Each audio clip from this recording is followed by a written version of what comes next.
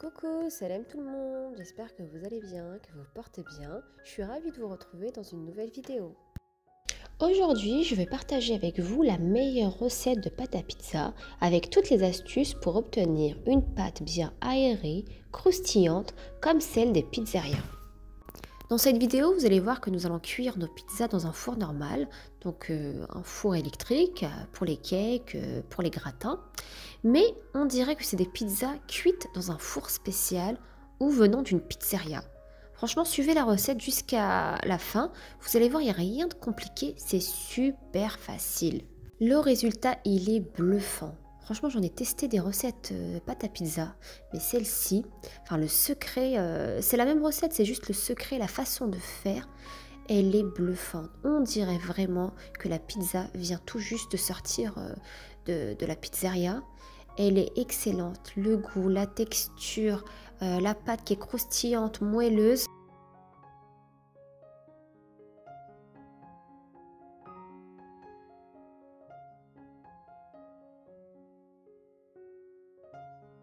Allez go, c'est parti pour la recette. Alors dans un premier temps, on va diluer la levure dans un petit peu d'eau tiède et je rajoute un petit peu de sucre avec. Dans la pâte à pizza, on met très peu de levure parce que la pâte à pizza va lever pendant des heures, minimum 2 heures, voire plus. Donc vraiment la quantité, elle est minime. Dans un récipient, donc là je vais utiliser mon robot, je vais mettre ma farine. Donc là j'ai mis 1 kg de farine parce que j'ai envie de faire pas mal de pizzas pour pouvoir en surgeler quelques-unes. Je vous montrerai la technique. Donc j'ajoute un petit peu de semoule. Donc il y en a qui mettent de la semoule, d'autres non. Moi j'aime bien en mettre.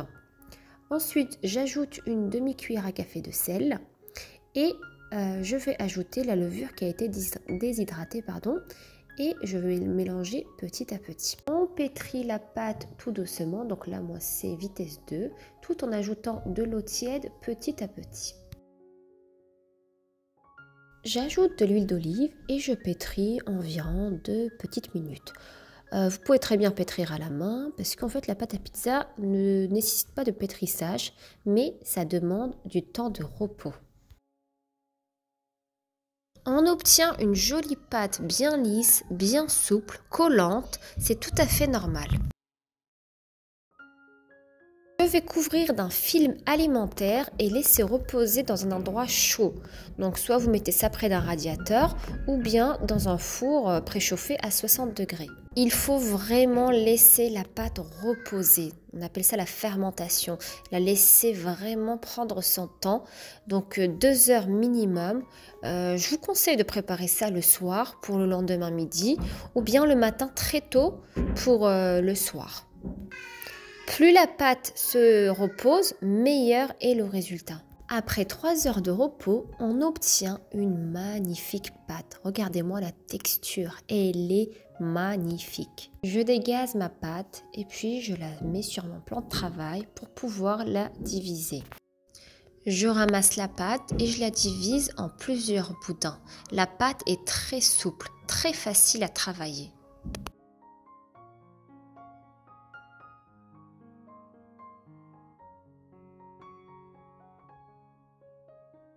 Je laisse les boules de pizza reposer 15 à 20 minutes de nouveau, puis je commence à étaler.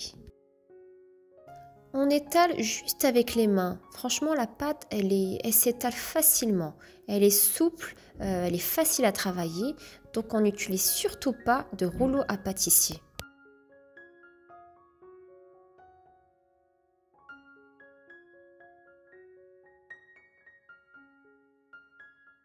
Je mets ma pâte sur du papier cuisson pour faciliter la cuisson au four. Pour les débutants, je vous conseille fortement de faire cette méthode. Je vais commencer à garnir mes pizzas. Donc ici, j'utilise cette sauce à pizza que j'ai achetée chez Grand Frais. Elle est excellente, mais bien sûr, vous pouvez très bien faire la sauce tomate maison.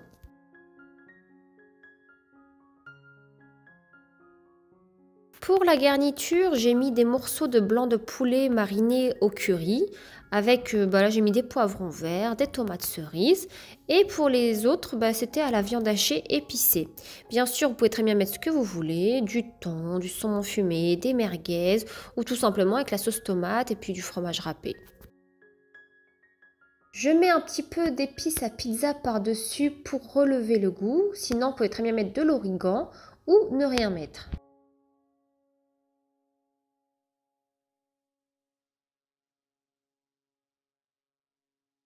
Alors maintenant, un point qui est très important, la cuisson.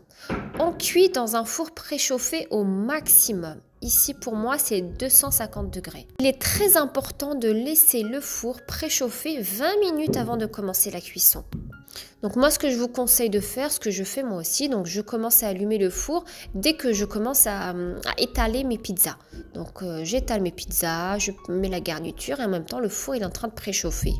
Si vous avez une pierre réfractaire pour les pizzas, c'est très bien. Vous la mettez dans votre four, donc ça préchauffe en même temps. Sinon, vous faites comme moi. Vous utilisez la maqla pour les msemen, la poêle, la grosse poêle là qu'on utilise pour faire cuire nos msemen qui vient du bled. Vous la prenez, vous la retournez dans votre four et on va cuire par-dessus les pizzas. Le résultat, il est excellent. Regardez-moi cette pizza, elle n'est pas magnifique. Là, elle est cuite, j'ai plus qu'à la retirer. Elle a bien gonflé, on sent que la pâte, elle est aérée. Elle est magnifique, franchement. Oh là là, testez cette recette, testez-la. Voilà, la vidéo arrive à sa fin. J'espère que cette recette vous a plu, que j'espère que vous allez tester la recette. Franchement, il n'y a rien de compliqué comme vous avez pu le voir, juste un petit peu de patience. On obtient de délicieuses pizzas bien aérées, bien moelleuses et croustillantes, un régal. Vous pouvez très bien congeler les pizzas. Alors moi ce que j'ai fait, donc j'en ai cuit 2 et les 2 autres, j'ai fait juste une mi-cuisson. C'était vraiment, je les ai laissés 5 minutes au four, pas plus. Et je les ai retirés, je les ai laissés tiédir. Et une fois que ça a bien refroidi, j'ai mis du film alimentaire tout autour et je les ai placés au congélo. Je vous conseille vraiment de faire cette méthode-là parce que c'est vrai que la pâte à pizza, ça prend tellement de temps. Donc, autant faire une grosse quantité et puis congeler le reste. Et puis, ça dépanne très très bien les jours de flemme. Vous savez pas quoi cuisiner. Les dimanches soirs, les dimanches soirs, on n'a vraiment rien envie de faire. Vous sortez 2 pizzas du congélo. Et franchement, elles sont excellentes. Elles n'ont rien à voir avec les pizzas surgelées qu'on achète au supermarché. Rien à voir. En tout cas, j'espère que tous mes conseils, toutes les astuces vont vous être utiles. Et je vous dis à très vite pour une nouvelle vidéo. Bye bye!